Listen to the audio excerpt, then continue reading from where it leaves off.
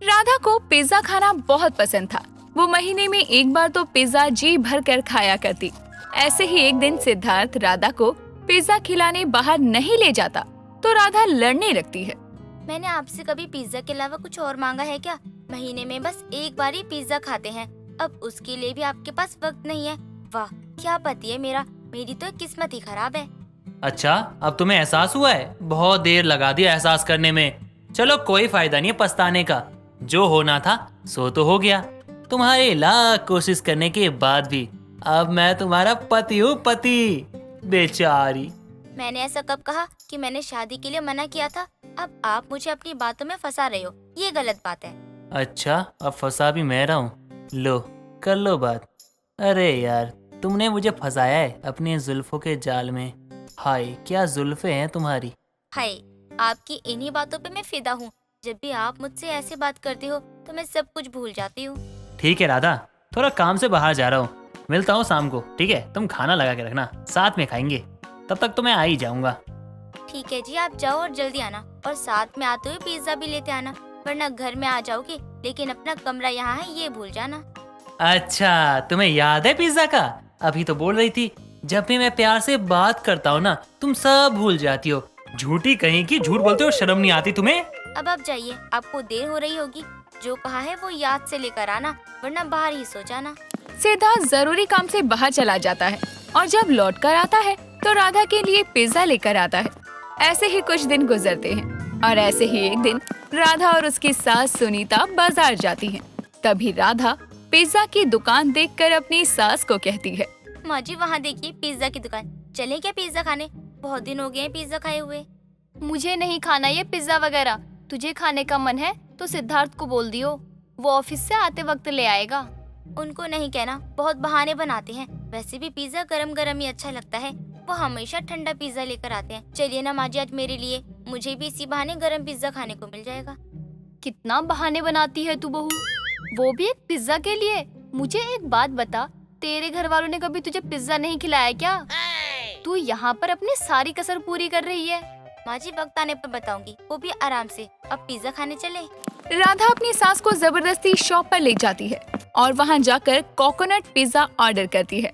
उस शॉप पर पिज्जा के साथ कोकोनट वाटर भी देते हैं, जिसे खाकर राधा को बहुत अच्छा लगा। आज पहली बार राधा ने कोकोनट पिज्जा खाया था और उसे खाकर वो अपनी सास को कहती है, क्या पिज्जा था माँ जी, आपने इतना अच्छा और टेस्टी पिज्जा नहीं खाया। अगर आज अपने पिज्जा खाया होता तो आज पिज्जा की बात ही कर रही होती आप। बस कर बहू, इतनी तारीफ करेगी तो तुझसे कई गुना ज्यादा पैसे ले लेंगे ये लोग। तो अब चल घर। चलते हैं माँ जी, लेकिन जाने से पहले कोकोनट पिज्जा लेकर चलते हैं, साथ में नारियल पानी भी मिलेगा। मजा आ जाएगा, घर जाकर खाऊंगी। नहीं, अब कोई पिज्जा ऑर्डर नहीं करेगी। कुछ देर पहले ही तो एक पूरा पिज्जा गटक गई, अब फिर से पिज्जा खाना है? ये क्या बात हुई? अब कोई पिज्जा नहीं मिलेगा। मैं किसी पिज्जा के लिए पैसे नहीं देने वाली। अब आप ऐसे कहेंगी, मुझे यकीन नहीं हो रहा है कि अब मेरी सासू माँ भी दूसरों की सास की तरह बात करने लगी, अपनी बहू को ताने देने लगी है। बंद कर अपनी नौटंकी, बहुत ड्रामे करती है बहू तू। जा अब एक पिज्जा ऑर्डर कर दे और घर चल, यहाँ से जल्दी निकलना है हमें। राधा खुश होकर अपना कोकोनट पिज्जा ऑर्डर करती है और कुछ देर बाद पिज्जा के साथ घर पहुंचती है। ऐसे ही कुछ दिन और बीतते हैं और अब राधा को कोकोनट पिज्जा खाकर काफी दिन हो चुके थे। ऐसे ही एक दिन सास और बहू बातें कर रही थी कि तभी उनके घर उनकी पड़ोसन जानकी आती है और कहती है, सुनीता बहन, कल आपको और आपकी बहू को हमारे घर आना है, क्योंकि कल मेरे पोते का जन्मदिन है। आप दोनों को जरूर आना है। हाँ हाँ, क्यों नहीं जानकी बहन, जरूर आऊंगी।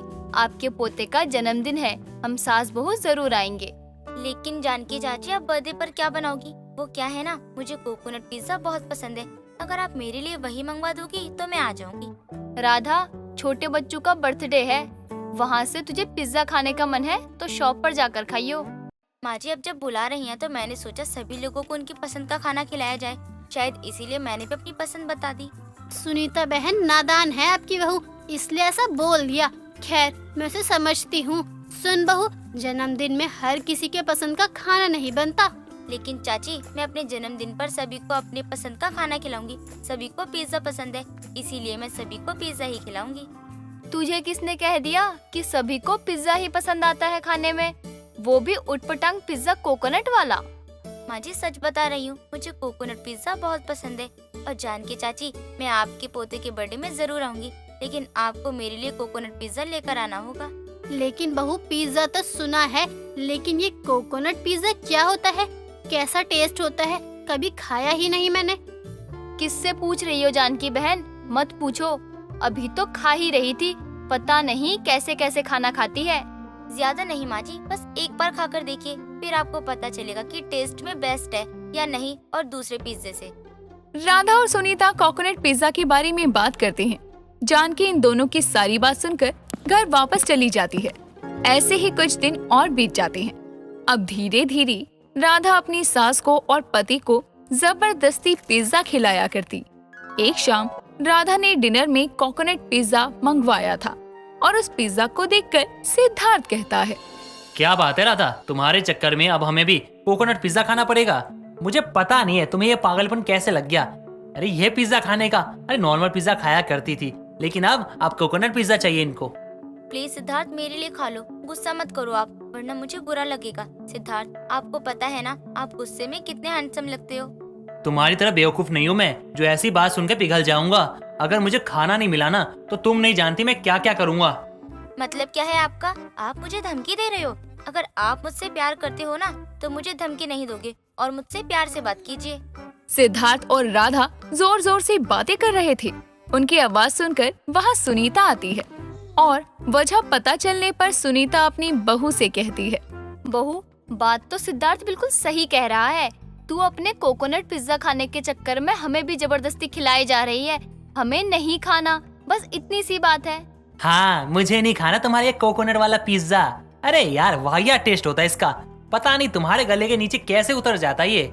इसका नाम सुनते ही ना मेरा तो मूड खराब हो जाता है, मेरा तो मन ही नहीं करता खाने का। मुझे नहीं खाना है, तुम खाओ। मेरा मन करता है खाने का, तो प्लीज मेरे कोकोनट पिज्जे को कुछ मत कहो, वरना बहुत बुरा होगा। अच्छा, तुम बुरा करोगी हमारे साथ? उससे पहले ना मैं कोकोनट वाले पिज्जा की दुकान बंद करवा दूंगा। अब मैं उस दुकान पे केस करने जा रहा हूँ। आपके केस करने से कुछ नहीं होता, वैसे भी उनका कोकोनट पिज्जा चलता है तभी तो बनता है, वरना क्यों ही बनता। हाँ ठीक है, मैं भी कल जाके ना पूछता हूँ आखिर ऐसा पिज्जा ना कौन कौन खा रहा है। अबे खा ही क्यों रहा है वैसे भी? अबे इतना बेकार पिज्जा बिक कैसे जाता है, ये पूछना तो पड़ेगा मुझे। सिद्धार्थ उस पिज्जा की दुकान पर जाता है और काफी इंतजार करने के बाद जब वहाँ कोकोनट पिज्जा बनाने वाला आता है, तभी उसे देखकर सिद्धार्थ उससे बोलता है, सुनो भाई, आप यहाँ पे कोकोनट पिज्जा बनाते हो, तो क्या आपका कोकोनट पिज्जा बिक जाता है? आपको प्रॉफिट होता है क्या?